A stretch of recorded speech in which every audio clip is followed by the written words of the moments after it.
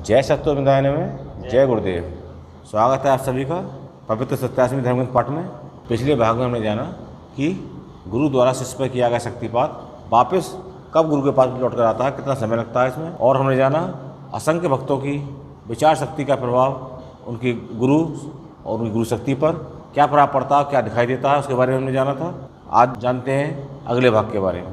प्रश्न, हे सत्तई, क्या संसार में कन्याओं का जन्म अधिक होने के कारण और लड़कों की उत्पत्ति कम होने के कारण ही बहुपत्नी विवाह प्रथा है, तथा जहाँ लड़के कम व लड़कियाँ अधिक हैं वहाँ इसी कारण भ्रूण हत्याओं का प्रचलन समाज में बना हुआ है।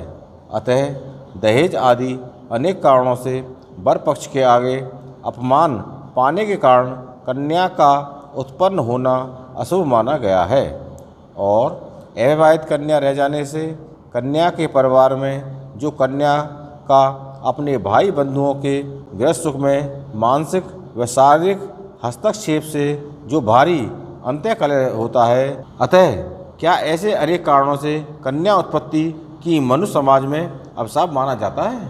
आइए जानते हैं इसका महाउत्तर। हे भगवान, आपके कथन के इस संबंध में और अनेक बातों का समावेश आवश्यक है। जैसे प्रथम, संसार में पुरुष की अपेक्षा स्त्री प्रकृति की मात्रा अधिक है, क्योंकि पुरुष बीज में ऋण माइनस व धन प्लस समान मात्रा में होते हैं, और स्त्री बीज में केवल स्त्री प्लस गुण की ही प्रधानता होती है। अतः स्त्री तत्व का चुनाव और घृणता अधिक होने पर कन्या की उत्पत्ति अधिक होती है। द्वितीय, स्त्री व पुरुष के संबंध के धारण करने में स्त्री के अंदर किसी भी कारण से मानसिक उत्तेजना का चरम अल्प रह जाने पर उसके स्त्री गुण में पुरुष गुण को आकर्षित करने की शक्ति भी अल्प रह जाती है। यह बहुत गहन रहस्य है, क्योंकि स्त्री के अंदर ही पुरुष की अपेक्षा दोनों गुण हैं, आकर्षण और विकर्षण, अर्थात ग्रहणशीलता और त्याग। अतः स्त्री में काम शक्ति का मानसिक चरम उत्कर्ष होने पर ही प्रबलतम आकर्षण शक्ति का उदय होगा, तभी वो पुरुष तत्व को आकर्षित कर पुत्र की प्राप्ति कर सकती है। अन्यथा आकर्षण शक्ति पुरुष के समान या अल्प रह जाने पर स्त्री तत्व का ही आकर्षण और चुनाव होकर गर्भधान कर पुत्री की प्राप्ति होती है। यहाँ स्त्री के बाहरी सौंदर्य का कोई महत्व नहीं है, और ना ही स्त्री के भौतिक सफलता के मानसिक स्तर पर उच्चता प्राप्ति या सफलता प्राप्ति के गुण का महत्व है। इस काम क्रिया में एकमात्र स्वाभाविक आंतरिक उत्प्रेरणा बल का ज़्यादा महत्व है। यही सक्रिय ब्रह्मचर्य का 87वां महाज्ञान है, जिसे अपनाकर स्त्री संपूर्णत्व को प्राप्त होगी। तब स्त्री को स्वयं भी अनावश्यक भ्रूण हत्या या समाज में विवाह दहेज प्रथा अथवा अविवाहित रहने के अनावश्यक दोष से मुक्ति प्राप्त होगी। यहाँ कहने का अर्थ है कि स्त्री जो चाहे वो उत्पन्न कर सकती है। अगर उसे पुत्री चाहिए तो स्वयं के मानसिक उत्प्रेरक बल से उत्तम स्त्री तत्व का संयोग कर उत्तम पुत्री उत्पन्न कर सकती है।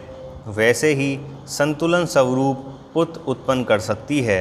अज्ञानी जन यहाँ ये गलत धारणा कर सकते हैं कि ऐसे विज्ञानमत मानस चिंतन शक्ति से तो शीघ्र ही कन्या समाप्त हो जाएंगी और केवल पुरुष ही शेष रह जाएगा।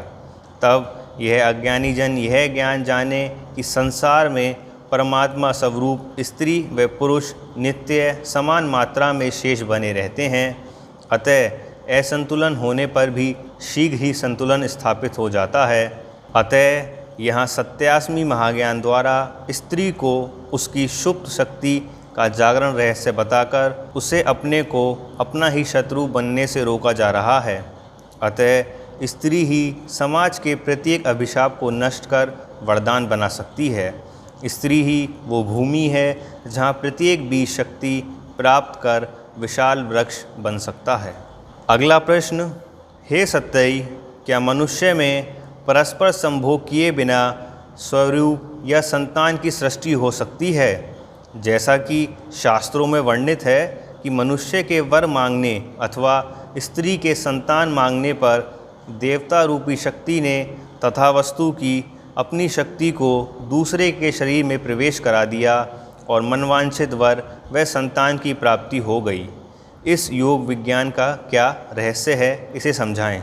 उत्तर, हे भगवान, आपका कथन सत्य है, अवश्यम भावी संभव है, क्योंकि विश्वात्मा रूपी स्त्री व पुरुष अपने इसी मनोसंकल्प से समस्त रूपों में एक साथ विश्वातीत स्वरूपों में सृजित हुए हैं। अतः आत्मा की इच्छा अर्थात मन में अपनी समस्त आनंद इच्छा की प्राप्ति हेतु कर्म शरीर की उत्पत्ति की है। इसलिए आत्मा की इच्छा मन से ही समस्त शरीरों की उत्पत्ति व निर्माण हुआ है। अतः आत्मा की इच्छा शक्ति मन है, और जो मनुष्य आत्मा इच्छा मन के रहस्यों को जान जाते हैं वो असंभव को संभव कर सकते हैं। इसलिए जब ऐसा वरदान देने व ग्रहण करने की स्थिति आती है तब ये दोनों मनुष्य मन के उस स्तर पर होते हैं जहाँ केवल इच्छा शक्ति रूपी मन का संयुक्तीकरण होता है। तब जो भी इच्छा है वो सीधे शक्तिपात के रूप में एक के मन से दूसरे के मन में प्रवेश कर जाती है, और इच्छा का विषय रहा है वो शरीर के उस भाग चक्र में जाकर ग्रहण होकर प्रत्यक्ष हो जाता है और देश व काल अनुसार प्रत्यक्ष परिणाम के रूप में प्राप्त होता है। अब वो चाहे संतान हो या अन्य वस्तु हो।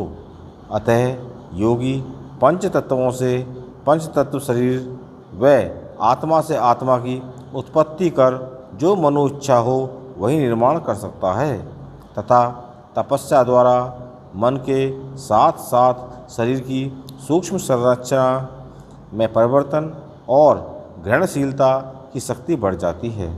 वह उसी भांति साक्षात ओज शक्ति को ग्रहण व प्रदान कर सकता है जिस प्रकार की सूर्य शक्ति को वृक्ष ग्रहण कर जीवन जीते हैं। सामान्य हठयोगी अपनी प्राण ऊर्जा संकल्प शक्ति को एकाग्र कर अपने शरीर के किसी भाग में संचालित कर असाधारण शारीरिक व मानसिक कार्य कर सकते हैं।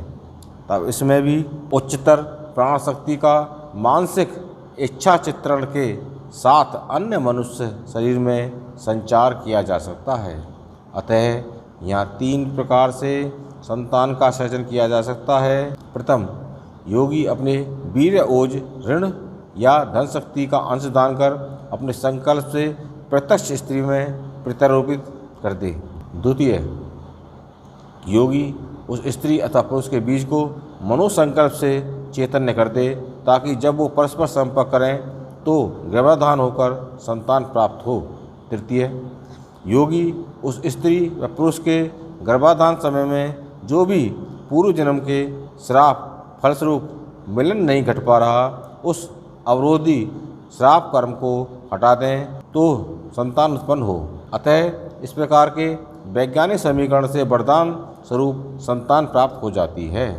तो आज के पवित्र 87वें धर्म ग्रंथ के पाठ में जो हमने महाज्ञान प्राप्त किया वह बहुत ही महत्वपूर्ण है, क्योंकि यह प्रश्न धर्म जिज्ञासुओं में, जनमानस में और सभी धर्मों में प्रचलित हैं, और इनके उत्तर ना मिलने के कारण इन सभी प्रश्नों में एक भ्रम फैला हुआ था जो आज हमने सत्य जानकर ख़त्म किया। जिसमें कि सबसे पहले प्रश्न के बारे में हमने जाना जो यह था कि कन्या उत्पत्ति की मनुष्य समाज में अभिशाप क्यों माना जाता है, क्या अनेक कारण हैं और क्या है कन्या उत्पत्ति का रहस्य।